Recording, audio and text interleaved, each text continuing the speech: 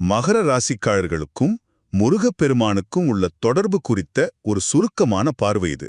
மகர ராசிக்காரங்க ஏன் தேவையில்லாத கஷ்டங்களை சுமக்குறாங்க, அதிலிருந்து வெளியே வந்து முன்னேற எந்த முருகனை எப்படி வழிபடணும் அப்படிங்கறத பத்தி தான் நாம இப்போ பார்க்க போறோம். முதலாவதாக, உங்களுடைய மறைமுக பிரச்சனையும் உழைப்பும். பொதுவாவே சனி பகவானோட ஆதிக்கத்துல இருக்கிற நீங்க ரொம்பவே கடின உழைப்பாளிகள் தாங்க. ஆனா வீடா இருந்தாலும் சரி, வேலை செய்யற இடமா இருந்தாலும் சரி, மத்தவங்களோட பொறுப்புகளையும் நீங்களே உங்க தலையில தூக்கி வச்சுக்கிட்டு ரொம்பவே மன அழுத்தத்துக்கு ஆளாகிறீங்க. ஒரு வண்டியில அளவுக்கு மீறி பாரம் ஏத்துனா அச்சாணி முறிஞ்சிடும் இல்லையா?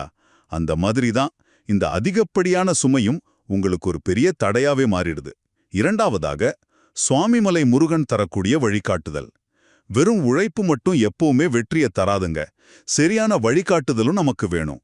வாழ்க்கையில எதை சுமக்கணும், எதை கீழே இறக்கி வைக்கணும் அப்படிங்கிற அந்த தெளிவை பிரம்மாவுக்கே பாடம் புகுட்டிய ஞானக் கடவுளான சுவாமிமலை முருகன் உங்களுக்கு கண்டிப்பா கொடுப்பார். இறுதியாக, இதற்கான ஒரு எளிமையான பரிகாரம்.